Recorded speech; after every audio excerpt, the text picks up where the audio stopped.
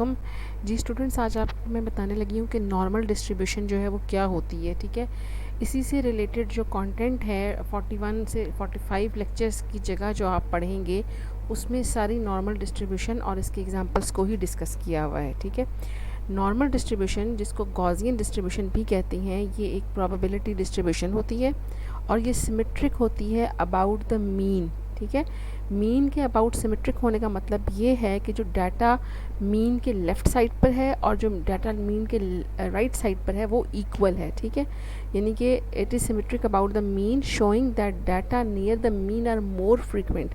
और जो data mean के नज़दीक होगा वो ज़्यादा अकर करेगा फ्रीक्वेंटली, और जो डाटा मीन से दूर होगा वो कम अकर करेगा। ठीक है, और नॉर्मल डिस्ट्रीब्यूशन का जो ग्राफ होता है, इसका जो कर्व है उसकी शेप होती है बेल शेप्ड। ठीक है, इसे कहते हैं बेल कर्व।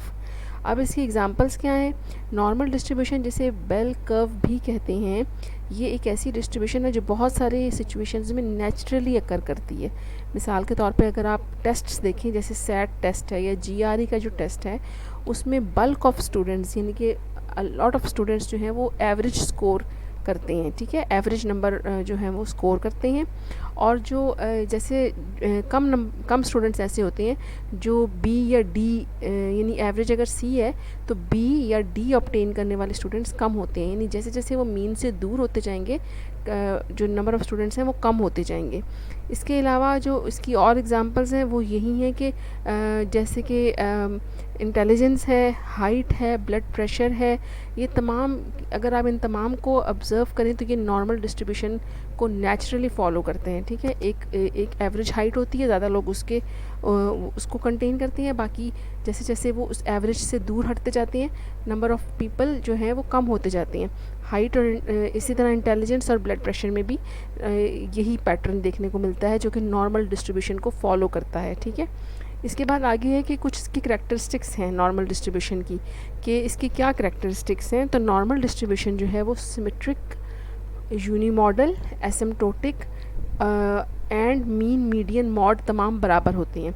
आप इसकी शेप से देखें, ये बेल शेप्ड कर्व है, इसकी ये सिमेट्रिक है, यानी कि इसके दरमियान में जो लाइन लगी हुई है जहाँ पे म्यू को ये शो कर रहा है, वहाँ पे जो है वो उसके लेफ़्ट साइड पर और राइट साइड पर जो एरिया है वो इक्वल है, और मीन और मॉड और मीडियन यहाँ पर बराबर हैं। ठीक है, इस डिस्ट्रीब्यूशन के लिए यूनी मॉडल का मतलब है ये 1 मॉड कंटेन करता है। ठीक है, एसिम्प्टोटिक का मतलब ये होता है कि ये जो ग्राफ है इसका, जो ये कभी भी एक्स एक्सिस को टच नहीं करेगा, उसको अप्रोच करेगा। ठीक है, जैसे जैसे आप जो है वो मीन से दूर होते जाएंगे, ये जो ग्राफ है आप देख रहे हैं, ये जिसकी शेप है ये नीचे की तरफ जाती जा रही है, एक्स एक्सिस की आपको अप्रोच कर रही है, लेकिन ये इसको टच नहीं करती, सिर्फ इसको अप्रोच करती है। ठीक है, सेंटर जो होता है नॉर्मल डिस्ट्रीब्यूशन का वो उसकी पीक के ऊपर होता है। ठीक है, और 50% डाटा मीन के से ऊपर लाई करता है और 50% डाटा मीन से नीचे लाई करता है। इसीलिए इस तरह के डिस्ट्रीब्यूशन में मीन, मीडियन, मॉड सब बराबर होती हैं। ठीक है जी।